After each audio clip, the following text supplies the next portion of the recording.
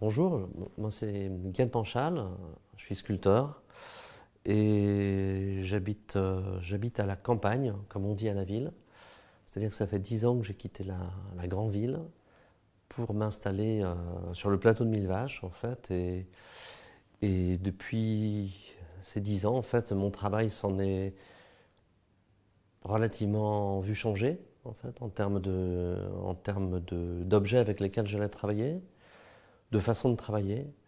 Euh, ce nouveau contexte, qui est donc très loin du contexte urbain, m'a permis de rejouer, de, de rejouer ma façon de travailler, qui était donc avant cela très axée sur des matériaux urbains, des matériaux trouvés, souvent des matériaux de chantier en fait, avec lesquels je tentais de construire, disons, des sculptures en fait.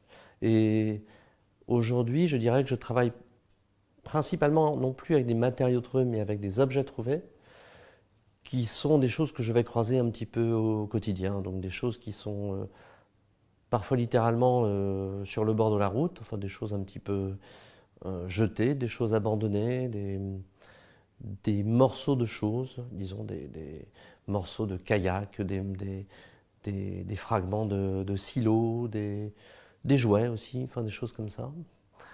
Et ce que j'essaye de faire, je dirais, s'il fallait résumer un petit peu mon travail, ce serait que j'essaye de me tourner à nouveau vers ces objets qui sont quand même, pour la plupart, sans qualité, enfin qu'on considère sans qualité, sans grand intérêt, sans grande valeur. Et j'essaye de recomposer quelque chose, de reformuler quelque chose avec ces bouts d'objets qui sont effectivement un petit peu aussi comme des bouts d'histoire, en fait, que avec lesquels j'essaye de constituer donc des sculptures. Le plus souvent, ces sculptures sont relativement proches, en fait. Quand on va les voir dans une exposition, on va relativement souvent deviner d'où elles proviennent, en fait, en termes de sources d'objets. Moi, tout mon travail consiste vraiment à les accueillir dans un premier temps à l'atelier, à en prendre soin, à les presque, à vrai dire, à les restaurer en fait, à les laver, à les poncer, à pouvoir comment dire, me les présenter sous un jour nouveau, presque sous un jour que je ne connaissais pas en fait. Et je vais essayer, voilà, de recomposer peut-être une forme de phrase en fait avec ces mots qui seraient comme des objets un petit peu épars. L'édenté, c'est effectivement un objet que j'ai trouvé à proximité de chez moi. Il s'agit d'un trampoline, enfin, qui était un trampoline d'un format, disons, familial, qui était comme ça un petit peu dans un état, disons, un petit peu de l'ordre d'une seconde vie. Et puis voilà, j'ai souhaité me pencher sur la structure du trampoline surtout, comme une forme de quelque chose qui permettait un mouvement, enfin littéralement aussi un rebond, enfin une sorte d'envolée possible euh, lorsque l'on est enfant, mais aussi lorsque l'on est adulte. Et puis j'ai commencé à travailler sur cette structure et je ne sais pas comment, à vrai dire, j'en suis arrivé à cette forme-là, enfin telle qu'on peut l'avoir dans l'exposition, parce que je ne travaille pas en vue d'atteindre une forme particulière. En fait, c'est vraiment un travail d'atelier, c'est un travail assez expérimental. Je ne tente pas d'atteindre une forme d'état des choses qui serait un état fini, enfin un état définitif. Non, au contraire, je me suis laissé guider, comme souvent, à travers ces journées passées à l'atelier, la façon dont j'ai pu refaçonner cet objet, euh, recouper certains pieds, retordre certaines parties, de façon à arriver à quelque chose qui ne serait plus du tout du côté, si on pouvait dire, du côté naturaliste, c'est-à-dire quelque chose qui serait comme une forme de trampoline trouvée, donc un trampoline abîmé, en fait, comme ça, mais plutôt quelque chose d'absolument pas crédible, c'est-à-dire une sculpture telle qu'elle est montrée donc à proximité de la nef. Jadis, sans doute un trampoline, aujourd'hui, quelque chose qui s'appellerait l'édenté, c'est-à-dire l'évocation comme ça d'un objet, mais d'un objet incomplet, d'un objet abîmé, d'un objet sans toutes ses dents.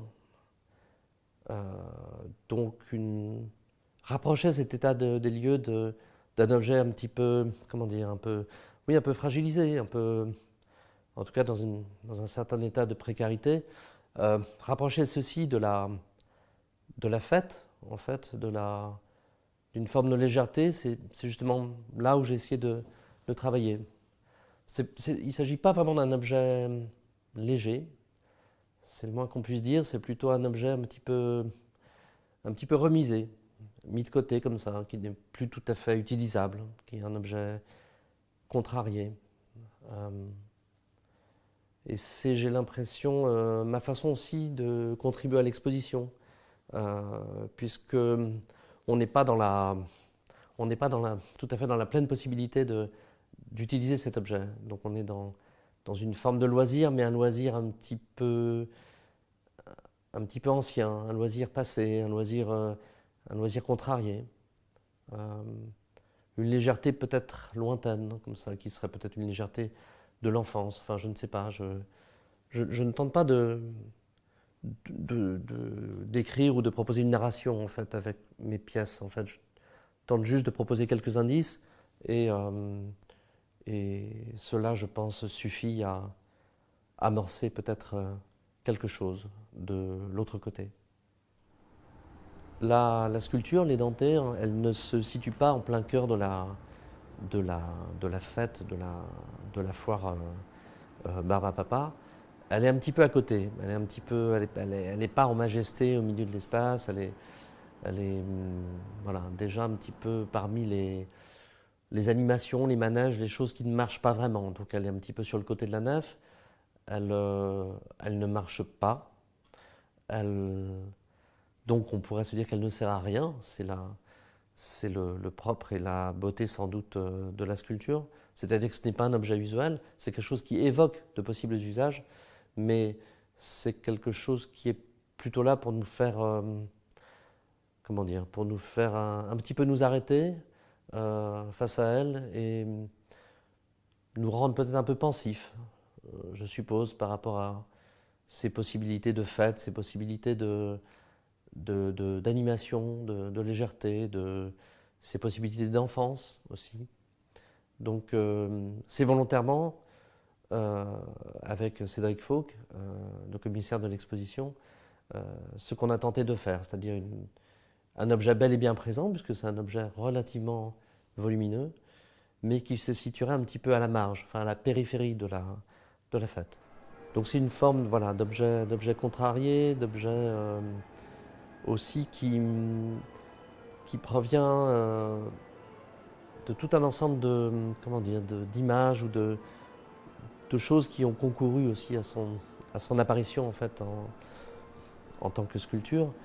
J'ai croisé beaucoup de choses en fait liées à des trampolines eux-mêmes emportés par le vent ou eux-mêmes emportés par les climats, en fait, comme on dit, les caprices du climat. Donc il y a des nombre de ces objets, puisque en fait ces objets comportant une toile sont de parfaites prises au vent. Et nombre de ces objets, un petit peu partout dans le monde, se sont retrouvés très loin de leur jardin ou très loin de leur zone pavillonnaire. Donc dans des poteaux électriques, sur des routes, dans des boutiques, enfin des choses un petit peu, voilà, des déplacements en fait, mais aussi des objets mis à mal, enfin des objets un petit peu même en proie à leur propre légèreté. Et ça, c'était quelque chose qui m'a aussi motivé dans la fabrication de cette sculpture, c'est-à-dire non pas poser tel que serait le trampoline dans une forme de stabilité, dans un état qui viendra peut-être nous rassurer en fait quant à ce qu'on a vraiment sous les yeux, mais plutôt quelque chose qui serait justement un objet précaire, un objet un petit peu, voilà, pas tout à fait à sa place.